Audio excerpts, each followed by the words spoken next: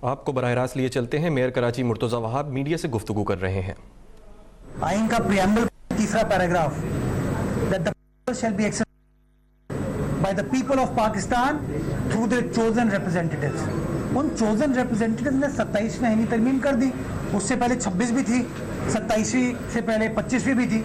एक ज़माने में आनी तरमीम होती थी जब ज़िया-उल-हक ने 8वीं तरमीम लेके आया था। अभी तो आईनी तरमीम हो रही है यार। आप वो वक्त भूल गए जब एक उस वक्त के चीफ जस्टिस ने इरशाद हसन खान साहब ने परवेज मुशर्रफ को इजाज़त दे दी कि आइन को तरमीम कर दो, कोई फ़र्क नहीं पड़ता, जो इख्तियार किसी को नहीं था। तो बहुत सारे लोग जो है ना वो प्रोपेगेंडा करते वक्त हक़ाइक़ को नहीं देखते, हक़ाइक़ के बारे में नहीं सोचते, नंबर 1। नंबर 2, आपने कहा इम्यूनिटी। आप ओरिजिनल लाइन उठाइए 248 248 इम्यूनिटी थी। पहली बार इम्यूनिटी जो है वो इफ्तिखार चौधरी साहब के दौर में आसिफ सईद खोसा साहब की बेंच ने ख़त्म कर दी और कहा कि नहीं, वज़ीर आज़म को हम फारिग करते हैं। तो ये कोई नई चीज़ नहीं है, ये 1973 का आप आइन उठा के देख लीजिए। उस 1973 के आइन से लेके आज तक ये चीज़ थी, लेकिन बदकिस्मती के साथ 2012 में उस वक्त की जो एक पॉलिसी थी उस वक्त के चीफ जस्टिस की, उसके तहत उन्होंने भुट्टो शहीद के आइन को सल्ब किया था।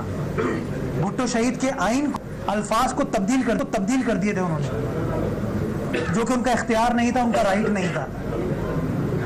तो ऐसी चीज़ नहीं है। तीसरी चीज़ आर्टिकल 140 है। आप ड्राफ्ट उठाइए जो वफाकी हुकूमत ने पेश किया था, उस ड्राफ्ट में कहीं पर भी अगर आर्टिकल 140A का जिक्र है तो मैं गलत हो जाऊंगा, आप ठीक हो जाएंगे। मैं उस तरमीम का हिस्सा था भाई, मैंने वो ड्राफ्ट देखा है, मैंने उस पर काम किया है। उस आर्टिकल 140A का एक जिक्र भी अगर हो ना उस ड्राफ्ट के अंदर तो मैं गलत, आप सही। तो ये बड़ा एक अजीब सी चीज़ है कि ड्राफ्ट हुकूमत का है, मुत्तहिदा कौमी मूवमेंट हुकूमत का हिस्सा है, और वो कहते हैं कि यार वो पीपल्स पार्टी ने सपोर्ट नहीं किया। वो भाई अगर वो ड्राफ्ट का हिस्सा होता और पीपल्स पार्टी उसके ऊपर डिबेट करती, पीपल्स पार्टी कहती नहीं होगा। आप बिलावल भुट्टो जरदारी साहब का ट्वीट उठा के देख लीजिए, 8 या 9 पॉइंट्स जो ओरिजिनल थे वही लिखे हुए थे उसके अंदर, उसमें आर्टिकल 140A का जिक्र नहीं है। तो बहुत सारी चीज़ें जो है ना वो महज प्रोपेगेंडे और पॉलिटिकल पॉइंट स्कोरिंग के लिए की जाती हैं।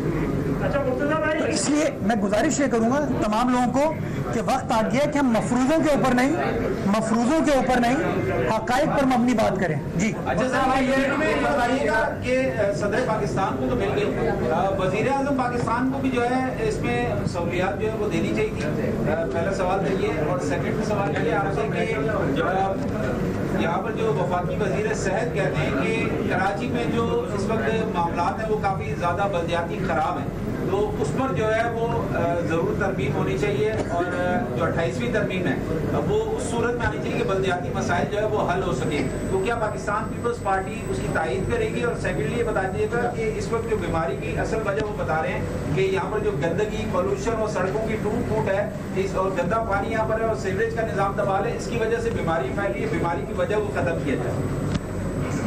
यार अगर मैं बीमारी को एड्रेस करना शुरू कर दूँ ना, अगर बीमारी की वजह को एड्रेस करना शुरू कर दूँ ना तो फिर तो शायद बिल्कुल हमारा पाक हो जाएगा।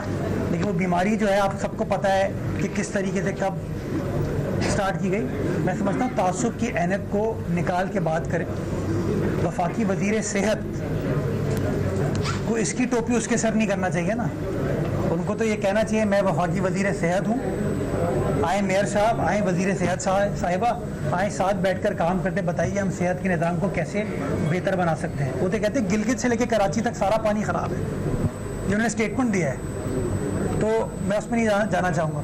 अब आपने बात की कि वज़ीर आज़म को भी इम्यूनिटी है, ये हम लोग पढ़ते नहीं हैं अनफॉर्चुनेटली चीज़।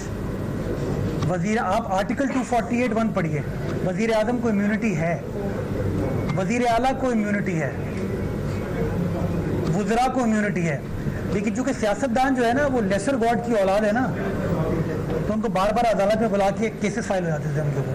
248 एक मिनट 248 खुदा का वास्ता है, ओरिजिनल पढ़ लीजिए, उसमें कोई तब्दीली। नंबर 1। नंबर 2, फ़र्क है प्राइम मिनिस्टर और प्रेसिडेंट में। प्राइम मिनिस्टर है एग्जीक्यूटिव अथॉरिटी, वो करता है फैसले, उसकी तौसीक करता है सदर। और आइन में आर्टिकल 48 में लिखा हुआ है कि सदर shall act on the advice of the prime minister and the cabinet, यानी कि सदर खुद फैसले नहीं करता। तो मैं सदर हूं, आज 5 साल बाद मेरा टर्म खत्म हुआ, उसके बाद मुझे नोटिस आ गया नैब का कि जी तुमने जो फला तौसीक की थी वो गलत है। तो ये प्रोटेक्शन फराहम करता है कि जो पार्लियामेंट्री सुप्रीमेसी है ना, कि सदर जो है वजीर आजम के फैसलों को खत्म ना करे, पार्लियामान सुप्रीम है, सदर जो है वो उसकी एडवाइस पे ऐड करेगा, लेकिन उसको आप ये प्रोटेक्शन तो देना कि he will not be held accountable for acting. वो खुद फैसला नहीं करा, उसको साजिद ने मशवरा दिया, उसको सलमान ने, मुर्तजा ने मशवरा दिया, और फिर आप कहते हो आ जाओ भाई नोटिस भेज रहे हैं, FI ने तुमको बुला लिया। आप सबको पता है किस तरीके से इन चीज़ों को इस्तेमाल किया जाता है। तो ये एक डिफरेंस है, बट मैं चाहूँगा आप आर्टिकल 248 एक बार पढ़ लें, आपको 248 में नजर आ जाएगा इज्जत मां वजीर आजम पाकिस्तान का लफ्ज उसके अंदर मौजूद था, मौजूद है, उसको किसी ने नहीं निकाला। प्रोपेगेंडे से हमें बाहर निकलना चाहिए। इमरान खान साहब भी, इसका मतलब है उनको भी इम्यूनिटी है। अच्छा, मैं इसका भी जवाब देता हूँ। मैं ना जज हूँ ना मैं मुंसिफ हूँ, मैं वकील हूँ। मैं आपको वो बात बता सकता हूँ जो कानून में लिखी हुई है।